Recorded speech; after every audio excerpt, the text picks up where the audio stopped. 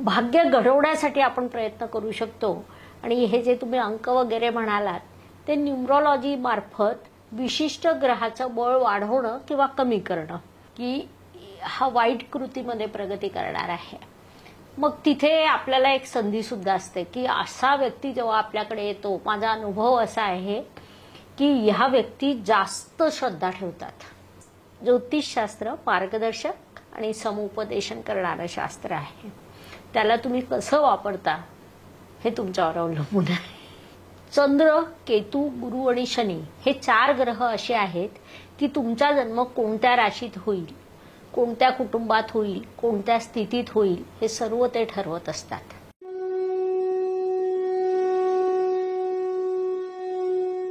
Astroguru doctor ज्योती जोशी यांच्या या YouTube चॅनलवरती आपल्या सगळ्यांचं मनापासून स्वागत.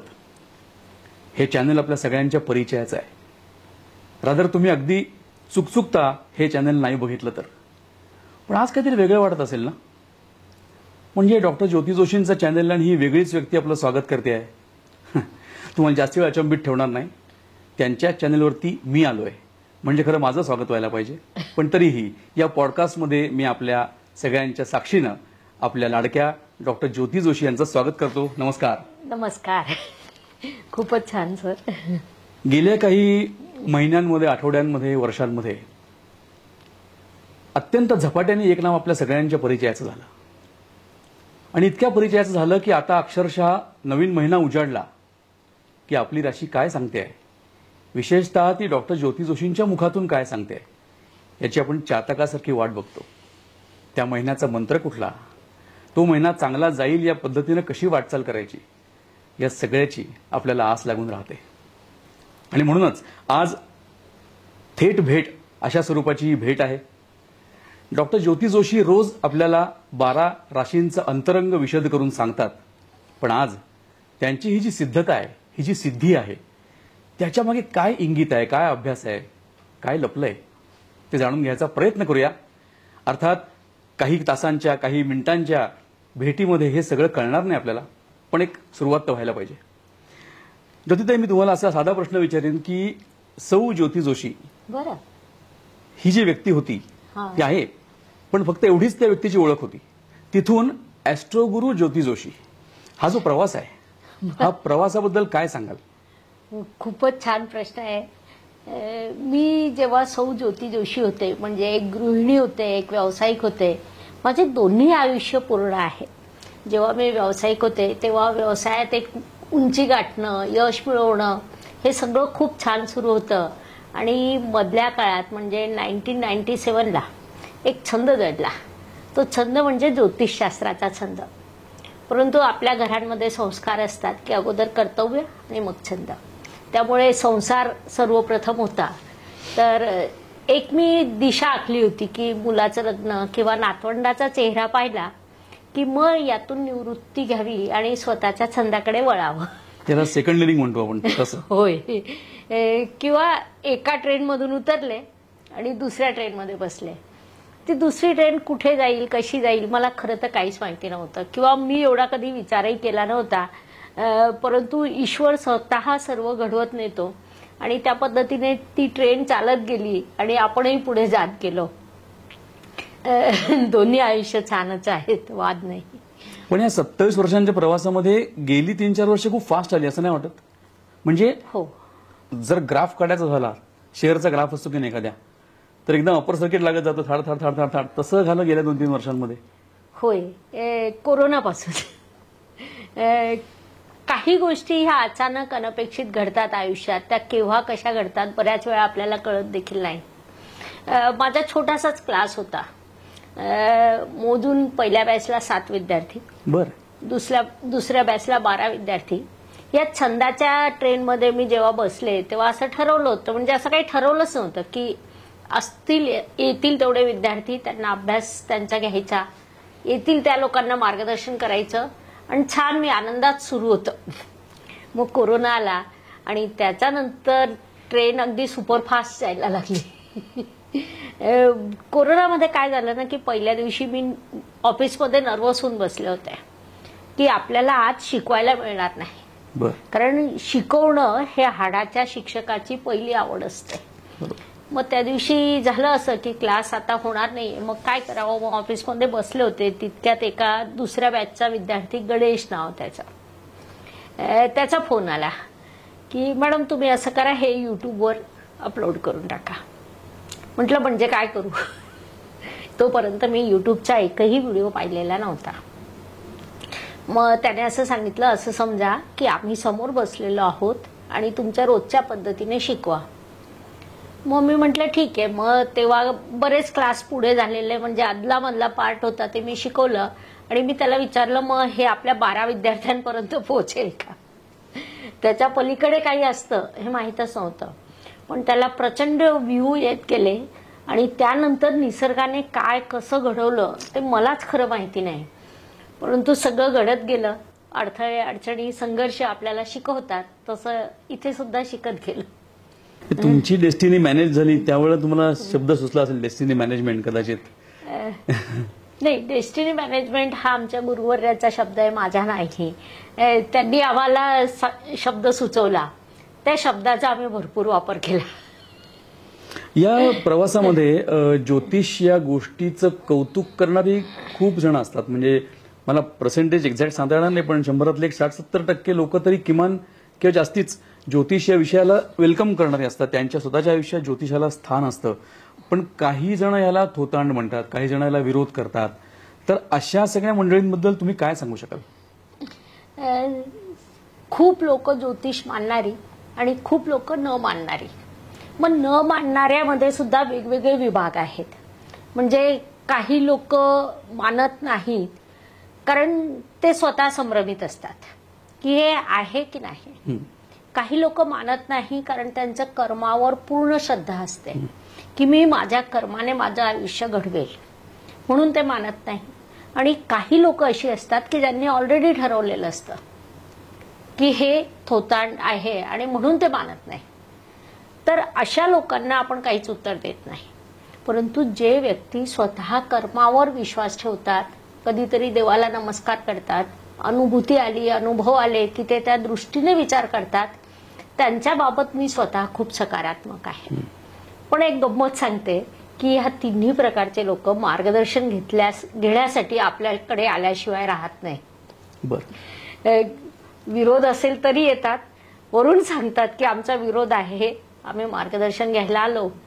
मग आपलं काम काय आहे मार्गदर्शकाचं? ते आले, थ्रू चॅनल आले, आपण त्यांना मार्गदर्शन करावं, एवढंच.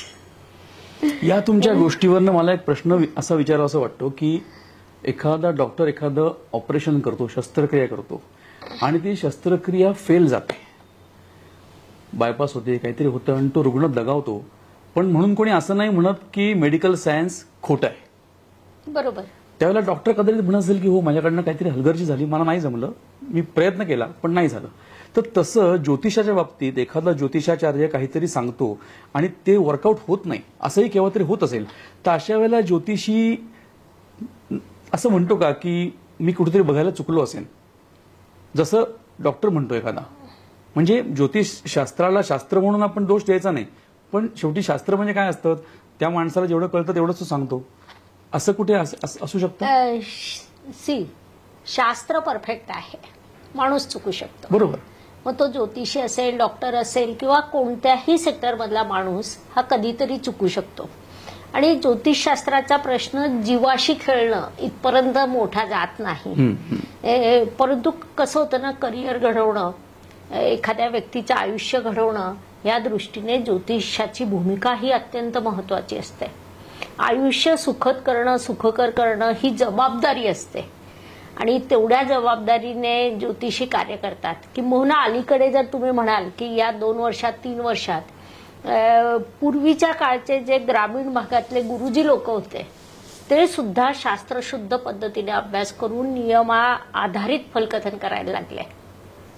त्यामुळे त्यांचं मार्गदर्शन सुद्धा सहसा चुकत नाही. पण माणूस हा माणूस असतो, कधीतरी चुकतो आणि ते शेवटी त्या व्यक्तीवर अवलंबून असतं की तो त्याची चूक किती स्वीकारतो, किती स्वीकारत नाही, हे व्यक्तिगणिक बदलतं. कारण अलीकडे ज्योतिषाच्या खूप आहारी गेलेली व्यक्ती अगदी छोट्या छोट्या गोष्टी पण ज्योतिषाला विचारत असतात.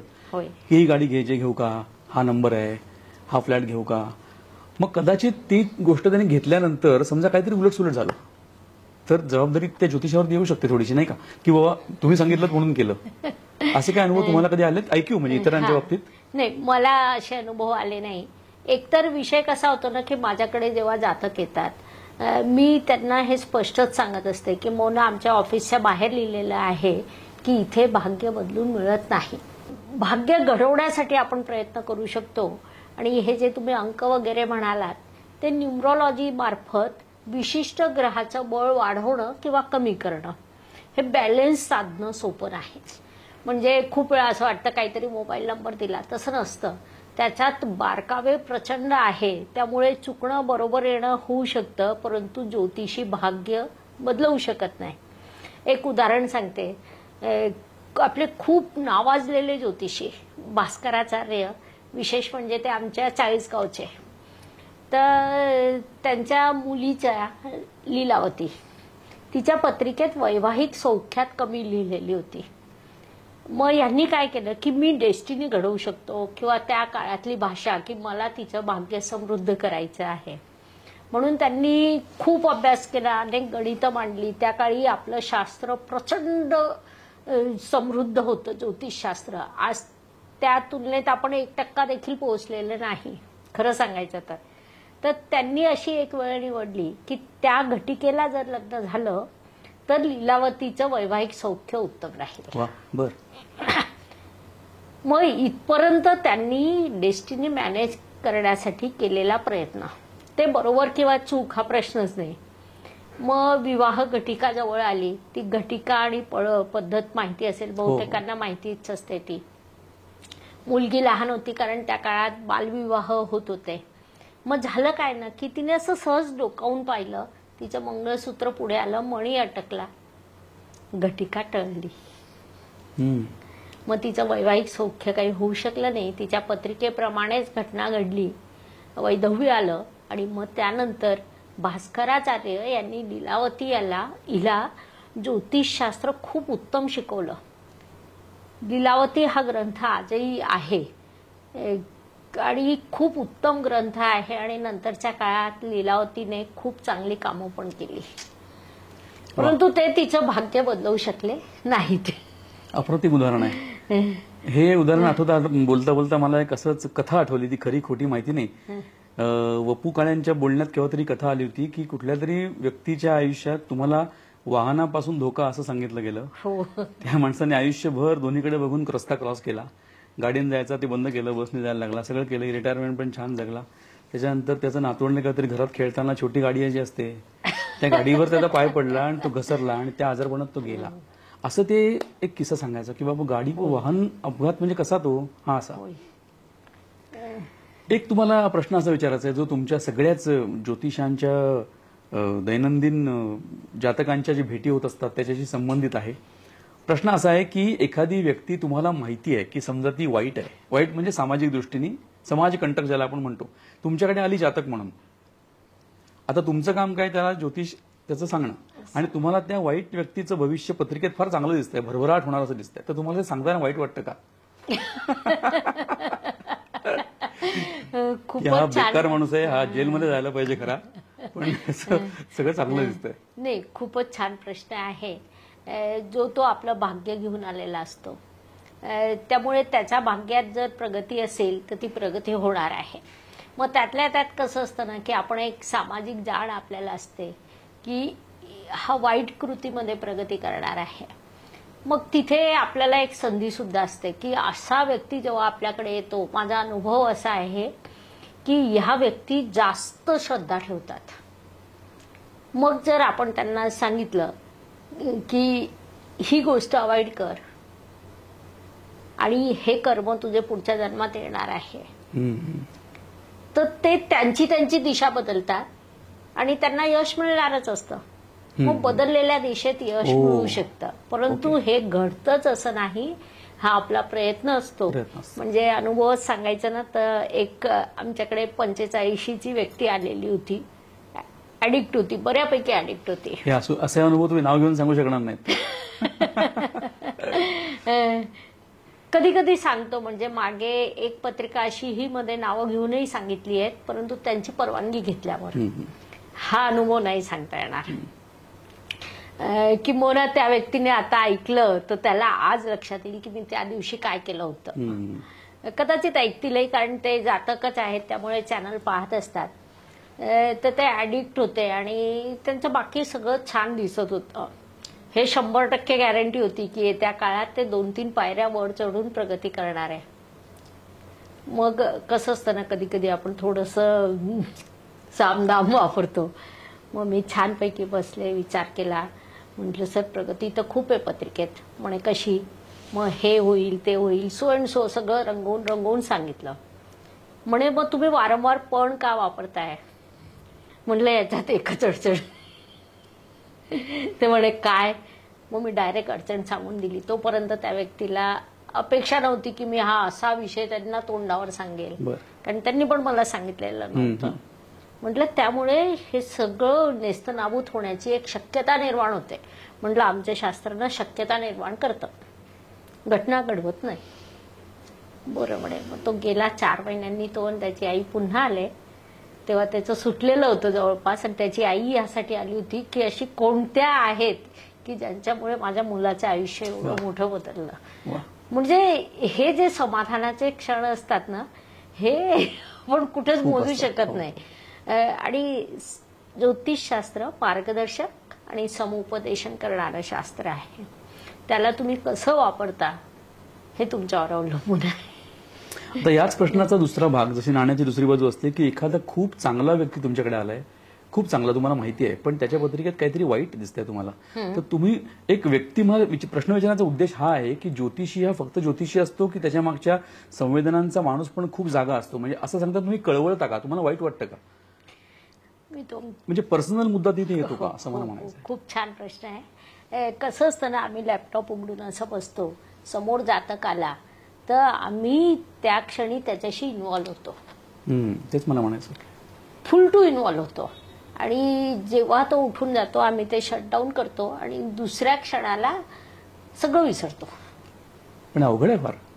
सोपं आहे, कारण की ते गुरु आशीर्वाद हा जो विषय असतो ना, तो या पद्धतीने असतो. आणि भाग्य म्हणावं की मला ते खूप मिळालेत. कारण याला बटन ऑन ऑफ करणं म्हणतात, ते फार जमत. ऑन ऑफ करायलाच लागतं. म्हणजे जर तुम्हाला उत्कृष्ट ज्योतिषी व्हायचं असेल, समुपदेशन करायचं असेल, किंवा सायकॅट्रिस्टला सुद्धा हे ऑन ऑफ करावं लागतं.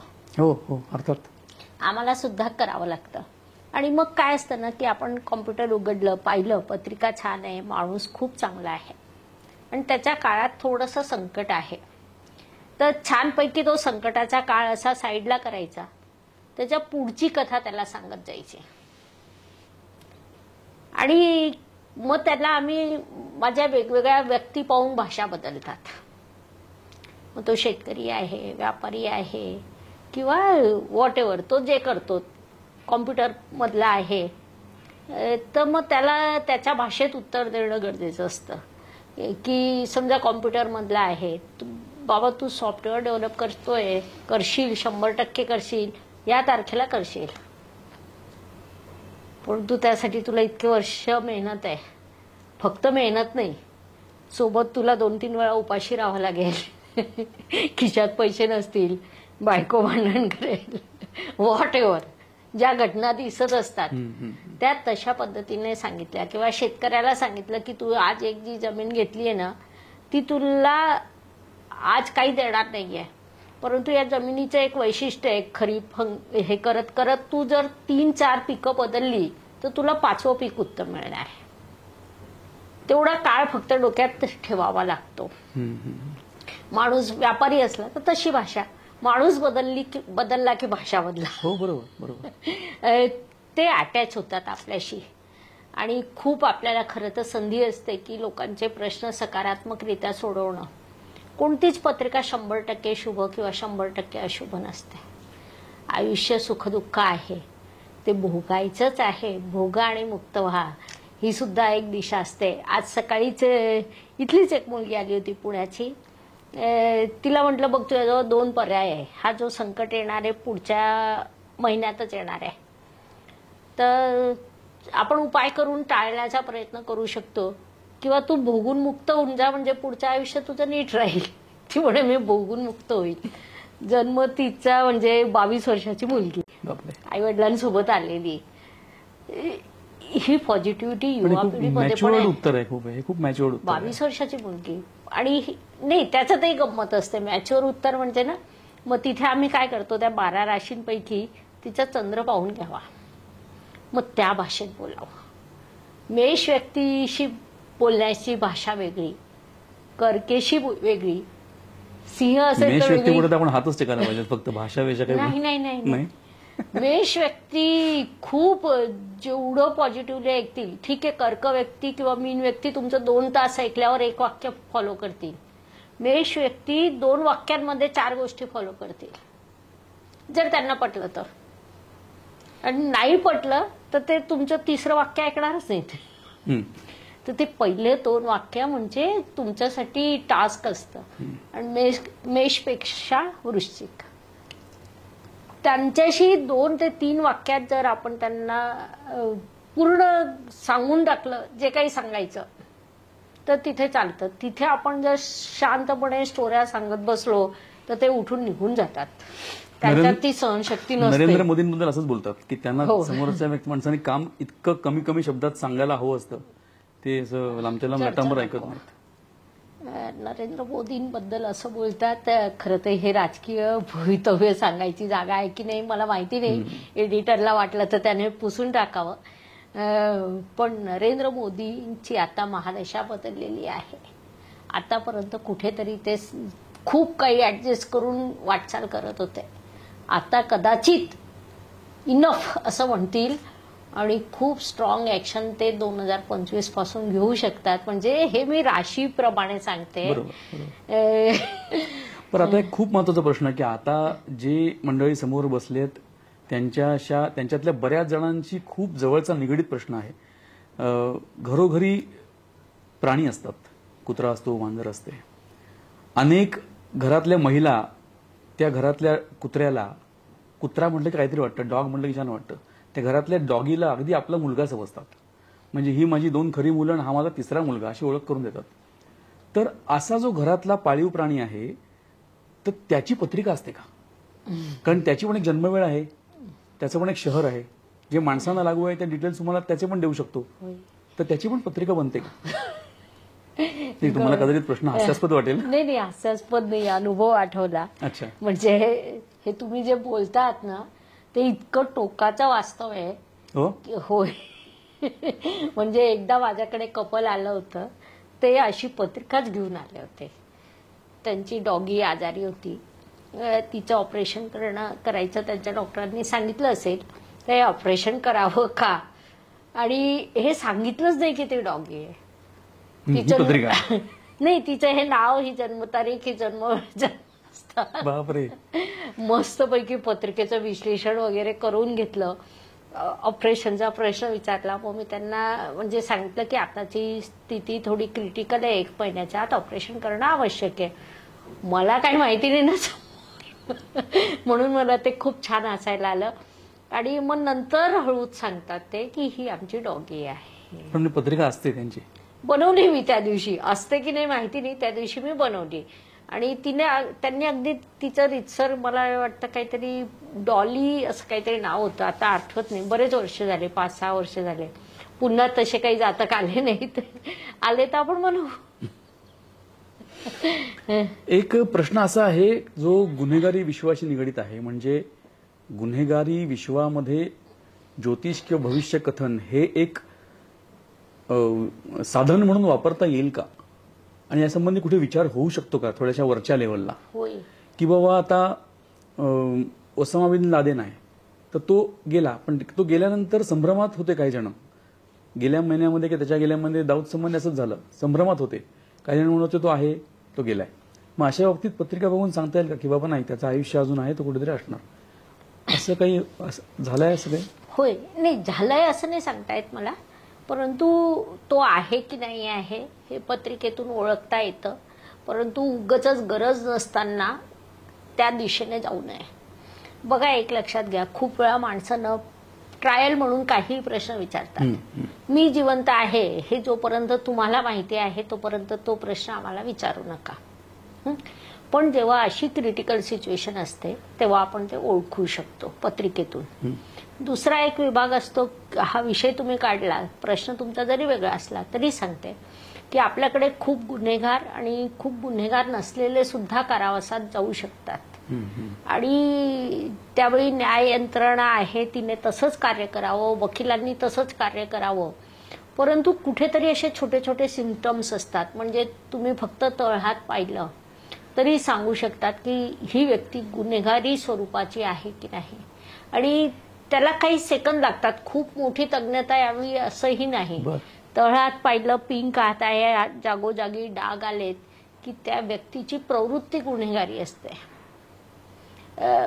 म्हणजे गुन्हेगार शोधण्यासाठी सुद्धा आपण त्याचा वापर करू शकतो. किंवा एखादी व्यक्ती विनाकारण फसवणुकीचे योग तिच्या पत्रिकेत असतात आणि म्हणून ती कारावासात जाऊन बसलेली असते. मग त्या व्यक्तीची पत्रिका पाहून आपण सांगू शकतो की हा व्यक्ती मूळतः कुठेतरी निर्दोष आहे आणि परिस्थितीत अटकलेला आहे, परंतु या पलीकडे आपण फार काही सांगणं हे त्या यंत्रणेत इंटरफेअर केल्यासारखं होईल, ते आपण करू नये.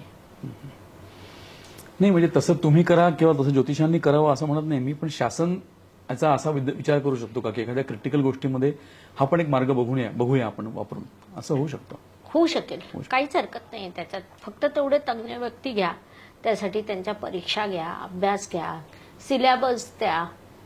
काय होतं ना, जोपर्यंत तुम्ही शिकायला सुरुवात करत नाही तोपर्यंत तज्ञ कोण अतज्ञ कोण हे ओळखणंच मुळात कठीण होतं.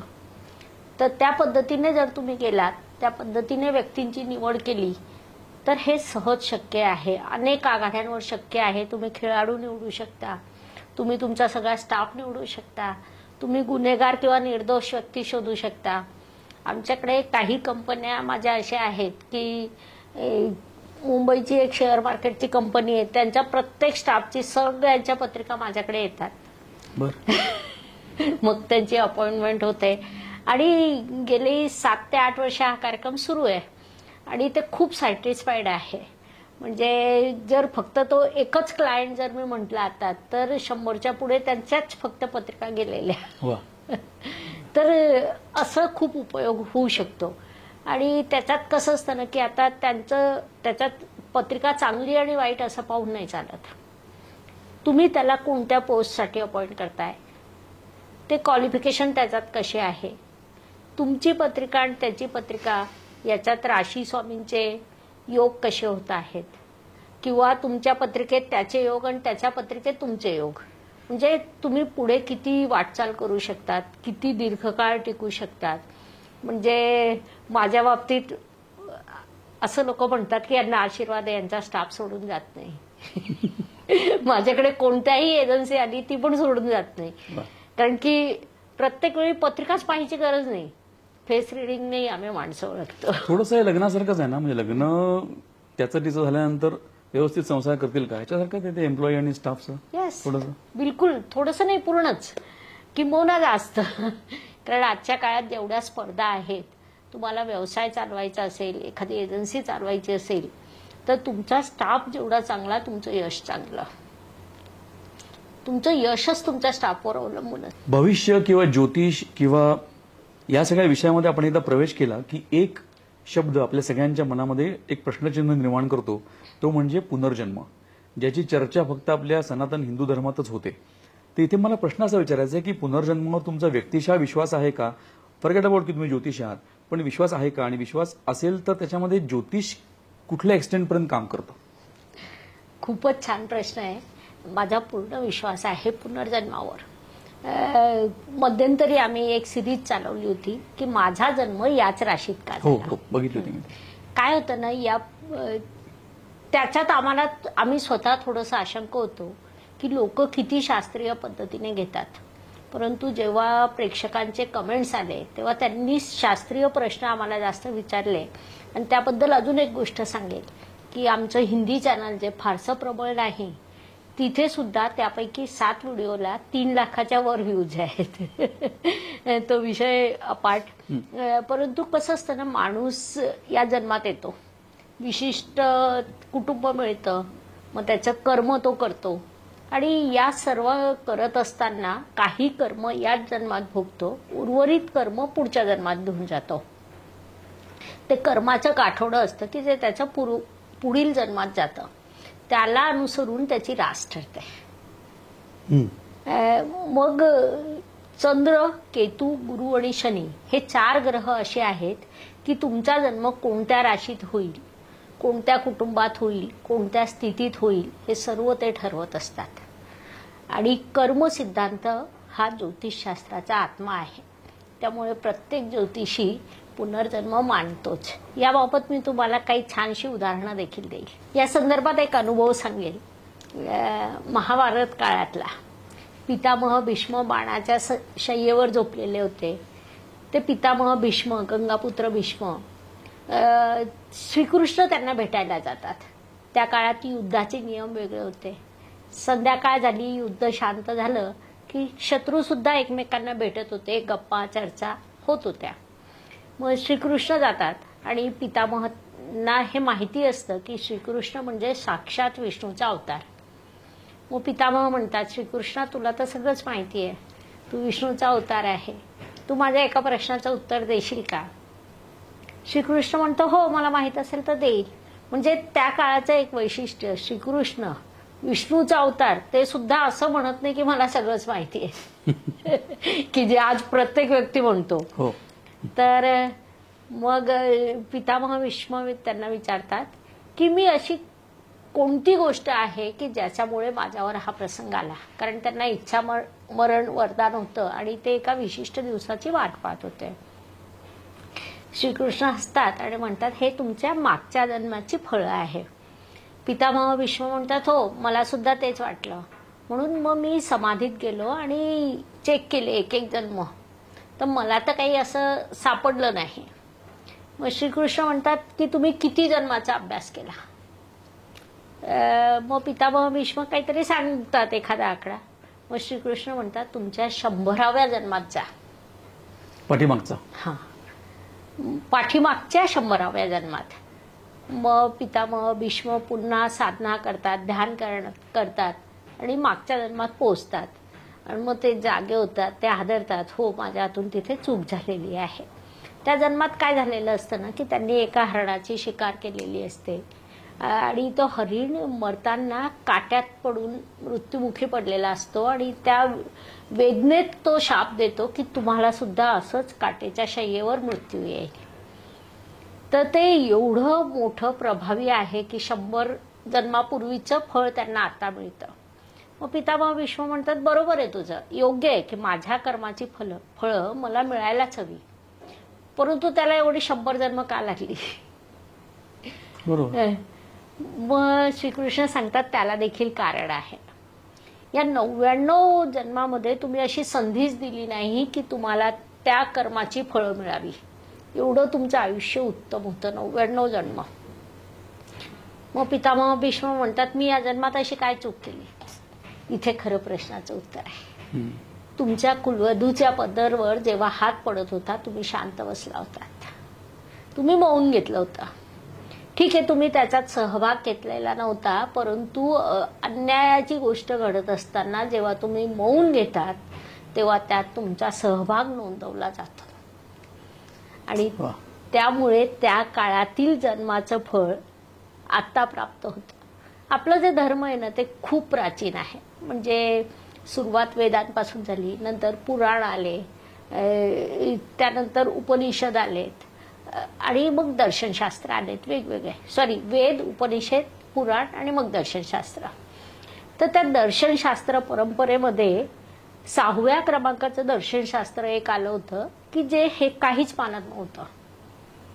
खा प्या मजा करा, मागचा जन्म नाही आणि पुढचा जन्म अजिबात नाही. मला एक सांगा की आज विज्ञान एवढं प्रगत आहे, विज्ञानाने एखादी नवीन गोष्ट निर्माण केली का? परिवर्तन करणं वेगळं आणि निर्माण करणं वेगळं. विज्ञान कितीही पुढे गेलं तरी ते नवनिर्माण करू शकत नाही, ते फक्त आणि फक्त परिवर्तन करू शकतं. ही त्याची मर्यादा आहे. मग असं असताना हे एवढं मोठं जे ब्रह्मांड उभं राहिलेलं आहे त्याचा कोणीतरी तर निर्माता असेल.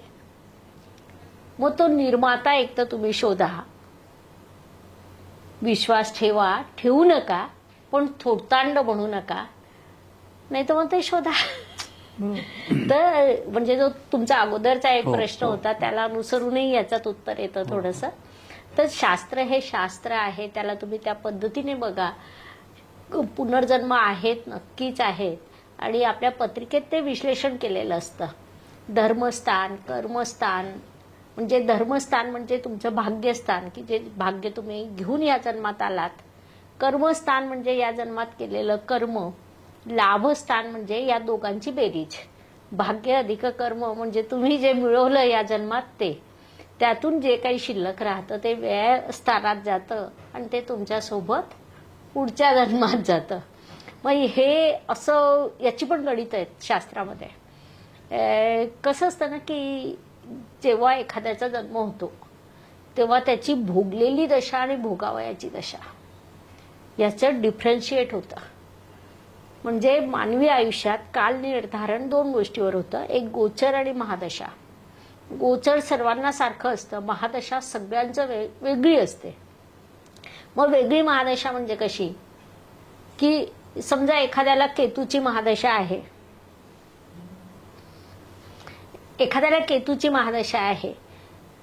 तर त्याने मागच्या जन्मात जी भोगलेली महादशा असते ती वजा होऊन या जन्मातला काळ तो घेतो. म्हणजे डेबिट क्रेडिट असतं तसंच. हो, आणि ते पूर्ण पुढे येतं. मागच्या जन्मातले कर्म पुढच्या जन्मात येतात. मग हे सगळं येतात याचाच अर्थ पुनर्जन्म आहे.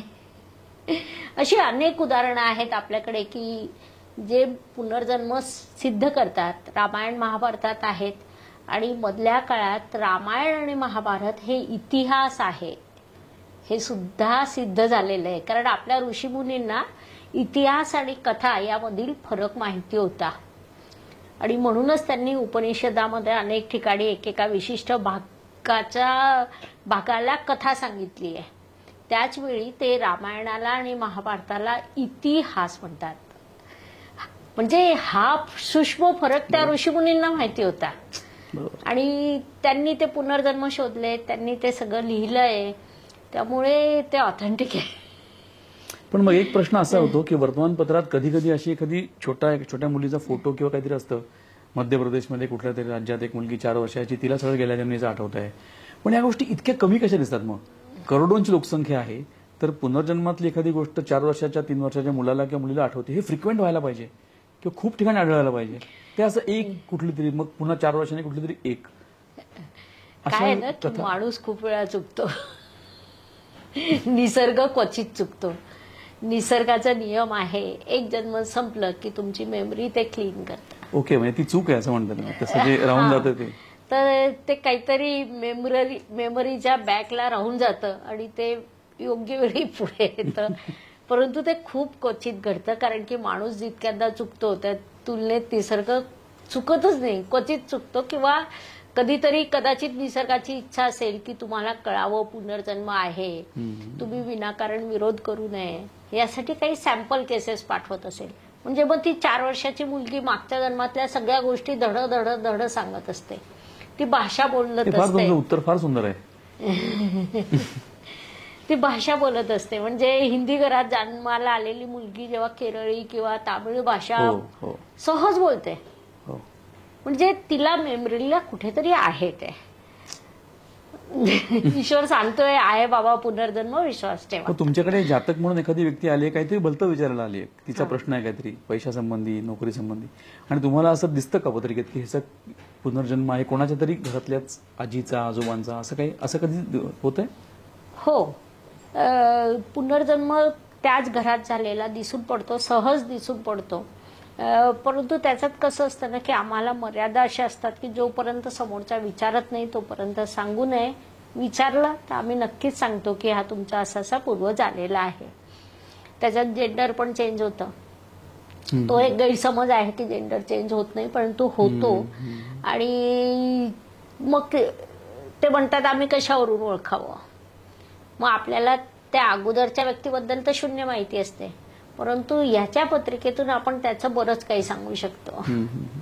आणि ते जेव्हा आपण बोलायला लागतो 4-5व्या वाक्यानंतर ते म्हणजे फुल स्टॉप घेतात. स्थिमित होतात ते. हो, ते मान्य करून टाकतात, मग ते क्रॉस करत नाही. एक प्रश्न असा आहे, तुम्ही मगाशी बोललात त्याचा आधार घेऊन विचारतो. बघा, तो तुमच्या अखत्यारीत येतो की नाही माहिती नाही मला, पण महाभारत रामायणासंबंधी असं एक कथा सांगतात की कौसल्याला जो पुत्रवियोग झाला तो पुढल्या जन्मात तिने यशोदा बनून भरून काढला. आणखीन देवकीला जो पुत्रवियोग झाला तो कैकईला, असं ते खरं आहे की केवळ रंजन आहे? नाही, खूप छान आहे, सत्य आहे, कथा आहे.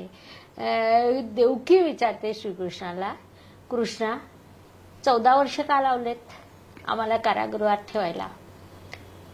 मग श्रीकृष्ण म्हणतो, माते आठवतं तुला, तू सुद्धा 14 वर्ष पाठवले होते. आणि या दोन्ही याच्यात हे 14 वर्ष तंतोतंत जुळतात, कारण देवकी म्हणजे त्या जन्मातली कैकई.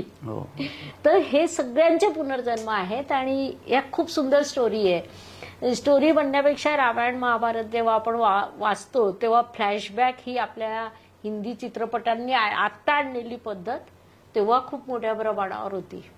आणि फ्लॅशबॅकमध्ये जसजसं आपण उलगडत जातो, ज्यांनी रामायण महाभारत आणि गीता वाचून घेतली त्या आयुष्यात कधीच नैराश्य त्यांच्यापर्यंत पोहोचत नाही. आपण अपयशी झालो असं त्यांना वाटत नाही किंवा त्यांच्या हातून चुकीची कृत्य घडत नाही. एक प्रश्न असा होता की पत्रिकेवरून आहार ही गोष्ट कितपत कळते? हा प्रश्नाचा रोख माझा असा आहे की उद्या छत्रपती शिवाजी महाराजांची पत्रिका आपल्याकडे असेल, बाजीराव पेशव्यांची पत्रिका जर असेल, तर त्यासंबंधी जो आहाराचा मध्यंतरी वाद निर्माण झाला होता की एक जण उठला आणि म्हणाला शिवाजी महाराज हे खायचे ते खायचे, प्रभू श्रीरामचंद्र हे खायचे ते खायचे. म्हणजे ते असं बोलायला त्यांना काय अभ्यास लागत नाही, काही नाही, ते त्यांचं राजकीय पोळी भाजत असतात. पण तरी पत्रिकेवर ह्या गोष्टी कळतात का? आणि ते कळत असतील तर फारच सोपं होऊन जाईल सगळं. नाही, याच्यात 2 भाग असतात. बघा, काही व्यक्तीचा जन्म अशा घरात झालेला असतो की तिथे नॉनव्हेज हे दैनंदिन आयुष्य असतं, त्यांच्या पत्रिकेत ते फारसं इंडिकेट होत नाही. ओके. परंतु अशा व्यक्ती की ज्यांचा जन्म व्हेज कुटुंबात झालेला आहे, की जे पूर्ण व्हेज फॉलो करतात, अशी व्यक्ती जेव्हा नॉनव्हेजच्या वाट्यावर जाते तेव्हा ती नॉनव्हेजच्या वाट्यावर गेली हे कळतं, केव्हा गेली हे कळतं, आणि सर्वप्रथम कुणासोबत घेतलं ते सुद्धा कळतं. कारण असं सावरकरांबद्दल बोललं जातं. सावरकर म्हणजे अगदीच अशा घरातले की वरण भात भेंड्याची भाजी अशा घरातले होते. त्यांना तिकडे अंदमानला शिक्षा झाली तेव्हा त्यांना काही मांसाचे तुकडे खायला लागायचे, कारण तेच त्यांना मिळायचं. पण नंतरच्या आयुष्यात सुद्धा ते अंड्याचा आहार घ्यायचे किंवा ते मासा आवडीने खायचे, असं एक आहे. तर तो मला हे होता की शिवराय किंवा बाजीराव यांच्या आहाराच्या बाबतीत नेहमी आपल्याला कुतूहल असतं. विशेषतः बाजीराव पेशव्यांनी अशा ज्या लढाया मारल्या, तर नॉनव्हेज खाणारी मंडळी असं म्हणतात की तसं तुम्ही खाल्ल्याशिवाय तुमच्या अंगात ती वीरशैलीच येणार नाही. तुम्ही जर असं साधं अन्न खात राहिलात शाकाहारी, तर हा एक वादाचा मुद्दा आहे. पण या गोष्टी कळतात का? आता जेव्हा अभ्यास करताय तेव्हा आहार तज्ञ सांगतात जी एनर्जी व्हेज फूडमध्ये आहे ती नॉनव्हेजमध्ये कधीच येऊ शकत नाही. आणि हे आहार तज्ञांनी, विज्ञानांनी सिद्ध केलेलं आहे. त्यामुळे कोणीतरी व्यक्ती उठतो, काहीतरी बोलतो, याला अर्थ नाही. टीकाकारांना अजिबात अर्थ नाही. टीकाकारांना टीका करणं हा सगळ्यात सोपा मार्ग असतो. त्यांनी टीका करत असताना ज्या व्यक्तीवर आपण टीका करतोय त्या व्यक्तीचं आयुष्य 1 महिना जगून पाहावं, आणि मग छान टीका करावी, ते आयुष्य जगून पाहावं. म्हणजे हा विषय मी स्वातंत्र्यवीर सावरकर यांच्याबद्दल बोलेन. जगून पहा ना तुम्ही, जा ना 1 महिना काळ्या पाण्यात राहून पहा, आणि मग तुम्हाला किती टीका करता येईल ती करा. टीका करणं हे जगातील सगळ्यात सोपं काम आहे. तिथे कर्तृत्व लागत नाही, स्वतःला त्रास सहन करावा लागत नाही. त्यामुळे अशा टीका खरंच करू नये. आणि टीका कराल तर यमराज आहेत नोंदी करायला, या जन्मात, पुढच्या जन्मात, त्याच्या पुढच्या जन्मात. एक तुम्हाला अस्सल ज्योतिषी म्हणून प्रश्न असा विचारायचा आहे, कारण काही काही प्रश्न आपले थोडेसे वेग झाले, की भृगु संहिता जी आहे तर ती आपण त्यांच्याकडे गेलो की ते आपल्या तुमच्या नावाचंच एक पान तुमच्या नावाचं निघतं, आणि तुमच्या आईचं नाव व्ही पासून होतं, तुमच्या वडिलांचं नाव गम पासून होतं, असं शोधून काढतात. तर ह्याच्या मागचं मूळ तत्व काय आहे? हे ना काय झालेलं आहे की आपली जी अगोदरची संस्कृती आणि तेव्हाचं जे ज्योतिषशास्त्र होतं ते प्रचंड प्रगत होतं. तेव्हा ह्या सगळ्या गोष्टी सहज साध्य होत्या. आता झालं काय ना की त्यातले काही पेपर मिळाले भृगुसंहितावाल्यांना, काही मिळालेच नाहीत. म्हणजे मूळ लिटरेचर गायब झालं. किंवा आपण असं म्हणू शकतो की भारताचं सगळ्यात मोठं नुकसान म्हणजे जे आपलं नालंदा युनिव्हर्सिटी, म्हणजे ते भरूनच निघू शकत नाही. तर अशा अनेक ग्रंथ आपले निघून गेलेले आहेत. त्यामुळे ते 100% पोहोचू शकत नाहीये. परंतु बघा, अंगठ्याची एकही रेष कुणाचीही सारखी नसते. अर्थात विज्ञान हे रोजच वापरत आहे. त्या अंगठ्याच्या ठशावरूनच त्या पत्रिका शोधल्या जातात. म्हणजे त्यांच्यात नैसर्गिक वेगळंपण असतं. त्या अंगठ्याच्या ठशाला मॅच होणारी पत्री जर असली, मधल्या काळात ती डिस्ट्रॉय झालेली नसली तर ती शोधता येते. परंतु मधल्या काळात भारतीय साहित्य खूप डिस्ट्रॉय झालेलं आहे. त्यातलं तिथे सुद्धा काही झालं आहे. परंतु अंगठ्याच्या ठशावरून तुमच्या आईचं नाव, वडिलांचं नाव, तुम्हाला असलेले भावंड, तुमचं लग्न, बायकोचं नाव, या सगळ्या गोष्टी माहिती होतात. आणि जर तुमची योग्य पत्रे सापडली तर ते पूर्णच तुम्हाला वाचून दाखवतात. एक प्रश्न असा आहे की जे कदाचित काही ज्योतिष भविष्य शिकणाऱ्या विद्यार्थ्यांना त्या तुमच्या उत्तरामुळे खूप चैतन्य मिळेल की तुम्ही एकदम ज्योतिष आणि भविष्यात शून्य आहात. तुम्ही म्हणजे एक व्यक्ती कुठली तरी शून्य, अगदी शून्य. आणि तुम्ही आज ज्या स्थितीत आहात, ज्या नॉलेजच्या लेव्हलला आहात, तिथपर्यंत जायचा कमीत कमी काळ किती आहे? जर ठरवलं एखाद्याने की अभ्यास करायचा, म्हणजे अगदी 12वीत किंवा सीएच्या परीक्षेला जशी मुलं अभ्यास करतात तसं झापड लावून स्वतःला अगदी डागून घेऊन अभ्यास करायचा, तर तो किती काळात होऊ शकतो असं काय सांगू शकाल एक जनरल सर्वसामान्य बुद्धीच्या माणसाला? याच्यात आपल्याला विभागणी करावी लागेल. अर्थात बुद्धी आणि चिकाटी. मग आम्ही बुध आणि शनी पाहून घेऊ पत्रिकेतील, आणि सोबत गुरुची स्थिती पाहू. तसं नाही, मी सरासरी म्हणतोय. जसं आपण म्हणतो की डॉक्टर व्हायला 5 वर्ष लागतात, सीए व्हायला 3 वर्ष लागतात, जे काय असतं तसं म्हणतो. सरासरी मग आपल्याकडे 5.5 वर्षाचे कोर्सेस आहेत. त्या 5.5 वर्षानंतर विद्यार्थी छानपैकी फलकथन करू शकतात कोणत्याही पत्रिकेवर. अच्छा, एक सर्वसामान्य ऍव्हरेज बुद्धी आपण पकडली तर 5.5 वर्षात छान अभ्यास. आणि त्या कोर्समध्ये असं पण आहे का की एखादी व्यक्ती जर खूप जास्ती बुद्धिमान असेल तर तोच कोर्स ती कमी वेळात करू शकते, असं पण होऊ शकतं? कमी वेळापेक्षा जास्त डीपली हा शब्द वापरणं जास्त योग्य राहील. कारण हा कोर्स असा नाहीये की इथे सुरू केला आणि इथे संपला. ओके. त्याची सुरू होण्याचा पॉइंट आपण सांगू शकतो की तुम्ही 12 राशी ग्रह इथून सुरुवात करा. शेवटचा पॉइंट आपण नाही सांगू शकत. तुम्ही आता मला म्हणालात माझ्यासारखं तज्ज्ञ, मी तुम्हाला गंमत सांगते की ज्योतिषशास्त्र हे जेवढं मोठं आहे त्यातलं माझ्याजवळ असलेलं ज्ञान हे 1% आहे. ही सत्य आहे. हे खरं पण आहे, पण तुमचा विनय पण आहे, दोन्ही आहे. तर शेवटचा बिंदू आपण शोधू शकत नाही. तुम्ही आज सुरुवात करा, 5 वर्षात तुम्ही फलकथन करू शकाल, 5-5.5 वर्षात. आणि त्यानंतर तुम्ही जेवढा अभ्यास कराल, जेवढा डीपली कराल, समुद्र आहे. आम्ही युवा पिढी या शास्त्रात यावी यासाठी प्रयत्न त्यासाठी करतोय की संशोधन व्हावे. या शास्त्रात संशोधनाला सगळ्यात जास्त वाव आहे. शिवकालीन भागात किंवा त्याच्या आणखी माघ शुद्ध चतुर्थी अशी तिथी सांगत असेल, मग ती तिथी त्याच्यावरनं पत्रिका मांडणं आणि मी आज सांगतो बाबा 10 मार्च 68 त्यावरनं पत्रिका मांडणं, हे दोन्ही सेम आहे? हो, 100% सेम आहे.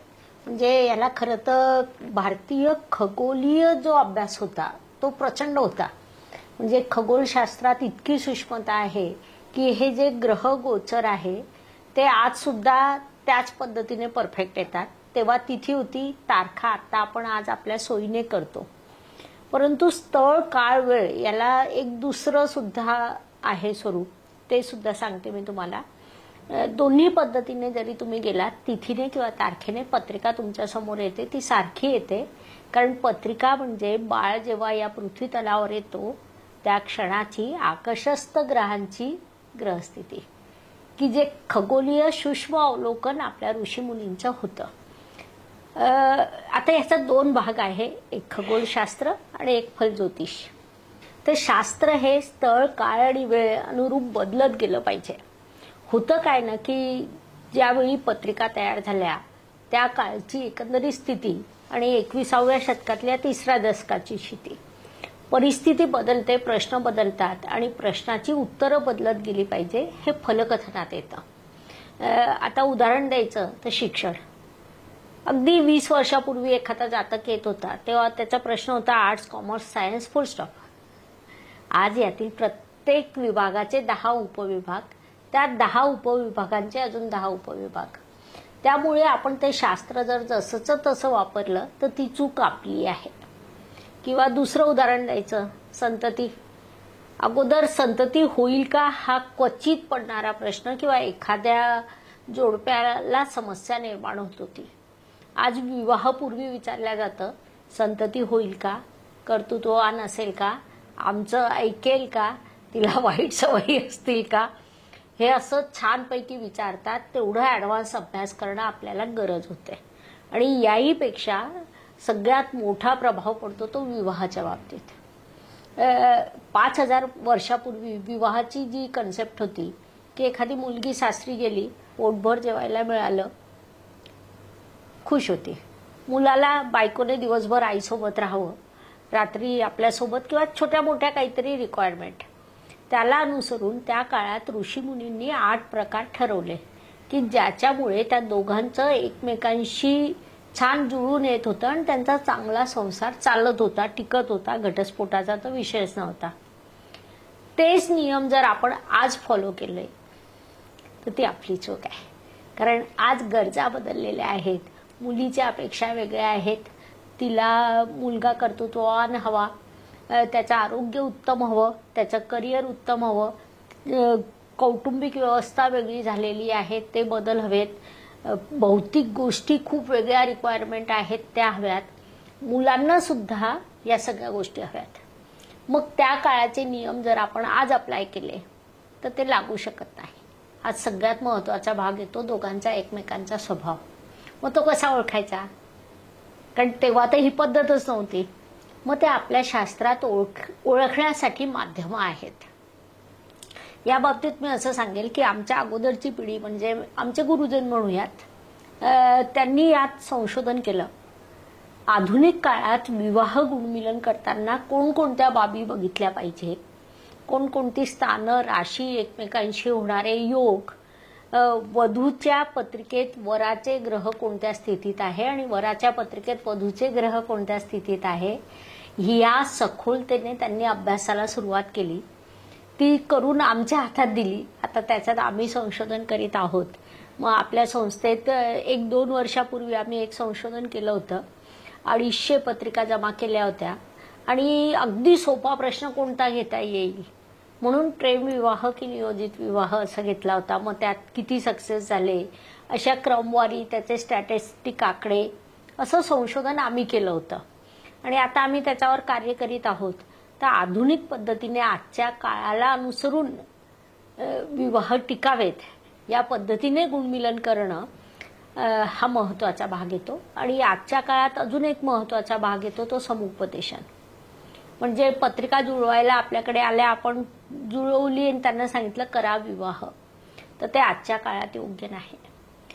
दोघांचे आईवडिलांना बोलण्याला मर्यादा आहेत. किंबहुना चालतच नाही, मुलाच्या आईवडिलांनी बोललेलंही चालत नाही, मुलीच्या आईवडिलांनी बोललेलं चालत नाही. अशा वेळी आम्हाला तो अधिकार सहज मिळतो. मग जेव्हा आम्ही गुणमिलन करतो तेव्हा आम्ही असं सांगत असतो की त्या दोघांचा एक फोन आम्हाला लागेल विवाहापूर्वी, विवाह ठरण्यापूर्वी. मग कॉन्फरन्स कॉल होतो. त्याच्यात दोघांना एकमेकांचे दोष छानपैकी तटस्थपणे आम्ही सांगतो. तेव्हा आम्हाला खूप असं स्वर कंट्रोल ठेवावा लागतो. म्हणजे एखादी मुलामधली चूक किंवा मुलीमधली चूक ते असते, स्वभावात असते, त्या आम्ही खूप कॅल्क्युलेटेड पद्धतीने मांडतो. मग त्याला असं विचारतो की ही आहे ती अशी आहे, तिला बदलायच्या भानगडीत पडू नको, स्वीकार करण्याची तयारी आहे का, किंवा तो आहे तो असा आहे, स्वीकार करण्याची तयारी आहे का? अनेक जण बदलेली या वेळा असे पोटी लग्न करतात की तसं घडत नसतं. अगोदरच्या काळी ते शक्य होतं, लहान वयात विवाह होतात. आज रिजिड झाल्यावर विवाह होतात. त्यामुळे ती अपेक्षाच व्यर्थ आहे. स्वीकार करणं हाच आजच्या काळातला उपाय आहे. मग तेच काळ बदलला, गोष्टी बदलल्या. मग ही जेव्हा तुमची तयारी असते तर तुम्ही तिथे विवाहात पुढे जा. हा विभाग आधुनिक गुणमिलन पद्धती आली. म्हणजे जर आपण स्थळ, काळ आणि वेळ लक्षात घेतली नाही आणि मग हे शास्त्र उपयोगी आणि हे दुरुपयोगी अशा गोष्टी जर आपण बोललो तर ती चूक आपली आहे, शास्त्राची पण नाही. मग शास्त्र खूप अद्भुत म्हटलं पाहिजे, कारण इतक्या गोष्टी बदलल्या तरी ते शास्त्र त्याला आपल्या आवाक्यात घेते सगळं. अद्भुत, अफलातून. खूप अद्भुत आहे. अफलातून म्हणजे कधी कधी खूप आश्चर्य कारण तुम्ही वाटतं. म्हणताय त्या काळात एक नवरा पती पत्नीला एकमेकांचा सहवास तरी मिळायचा तासन तास, म्हणजे स्वभाव बदलायचा विषय चाललाय. तर आजकाल असं आहे की नवऱ्याला कमीत कमी सहवास मिळतो, बायकोचा बॉसला आणखीन तिच्या कलिजना सहवास जास्ती मिळतो. 10-10 तास घरी येऊन केलं की झोपलं असं ते असतं. त्यामुळे शास्त्राला मानलं पाहिजे. एक मला तुम्हाला प्रश्न विचारायचा आहे सुरुवातीपासून, पण तो विचारू का नाही जरा विचार करत होतो, पण आता भीड चेपली माझी, विचारतो की तुम्ही गेल्या काही महिन्यात किंवा 1-2 वर्षात काही राजकीय प्रेडिक्शन्स केल्यात, तर त्यातली तुम्हाला रिस्क हा भाग नाही का वाटत?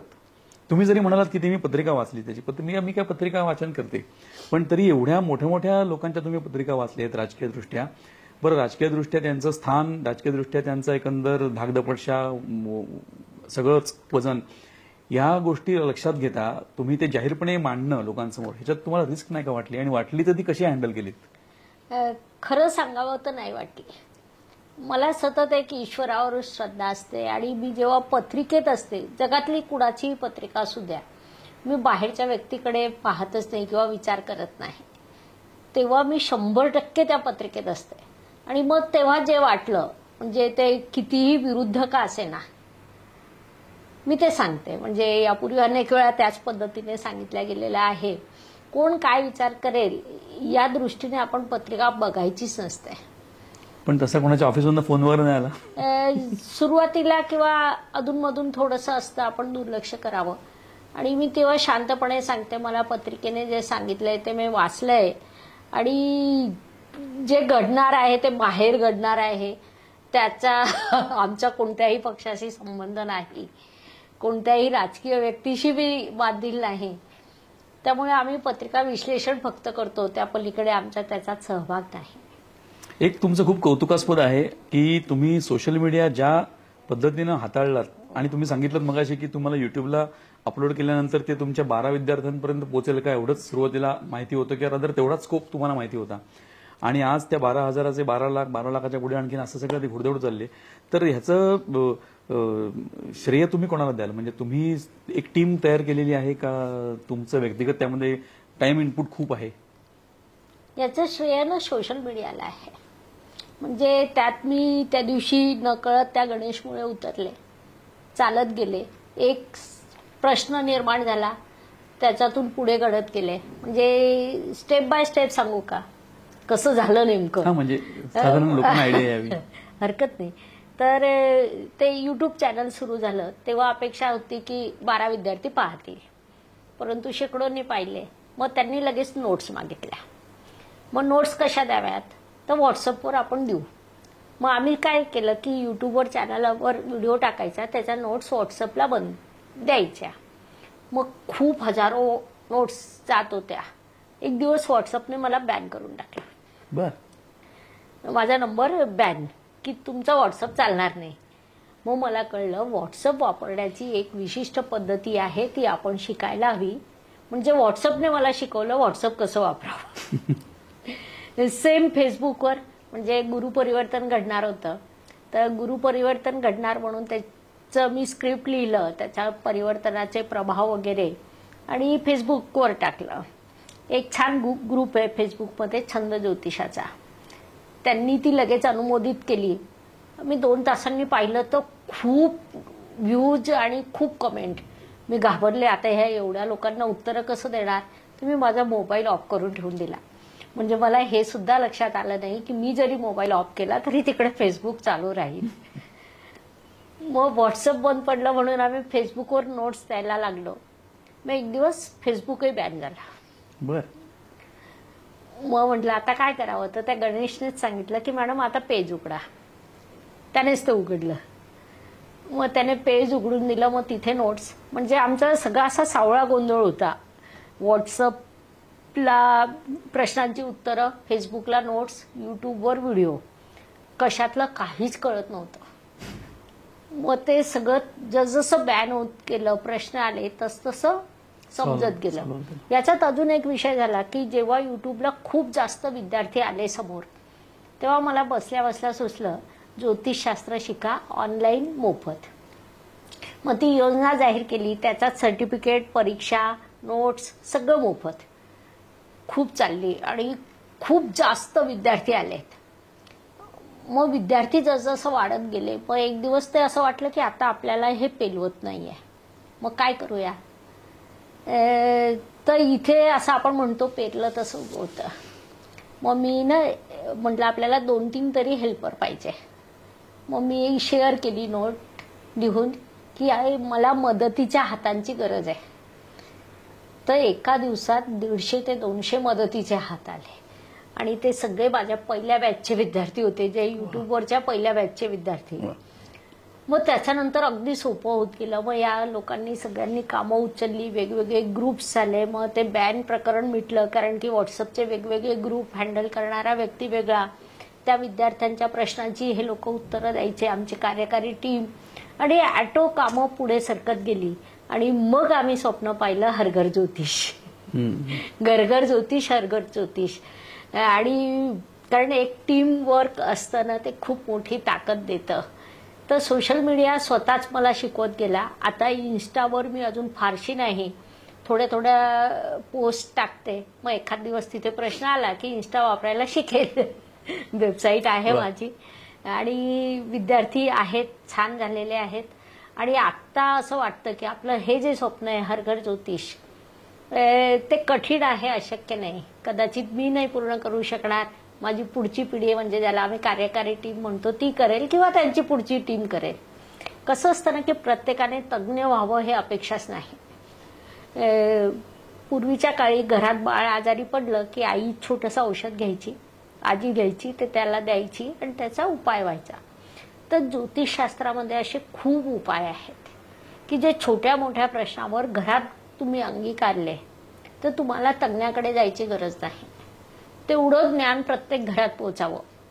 एवढं जरी पोचलं ना तर ते खूप फायदेशीर ठरू शकतं. मग जास्त मोठे प्रश्न आले आयुष्यात, समस्या आल्या तर जा तज्ञांकडे, पण अदरवाईज रोज उठून जाऊ नका. तर मंडळी, या पॉडकास्टच्या आपण थोड्याशा अखेरच्या टप्प्यामध्ये आहोत. एक छोटीशी कविता सांगतो, याच्याशी निगडीत आहे ती, आणि या पॉडकास्टच्या शेवटी एक इच्छा प्रदर्शित करतो. बरं. कविता अशी आहे, सुधीर मोघेंची कविता आहे की जगण्यासाठी आधाराची खरंच गरज असते का. माहिती आहे कविता? होय. जगण्यासाठी आधाराची खरंच गरज असते का. आपण ज्याला आधार म्हणतो तो खरंच आधार असतो का. गर्द अंधारातून आपण प्रकाशात येताना एकटेच असतो. गर्द अंधारातून आपण प्रकाशात येताना एकटेच असतो आणि पुन्हा तोच एकटेपणा आपली सोबत शेवटपर्यंत करतो. शेवटी आधार या शब्दाचाच आपण आधार घेत असतो का. जगण्यासाठी आधाराची खरंच गरज असते का.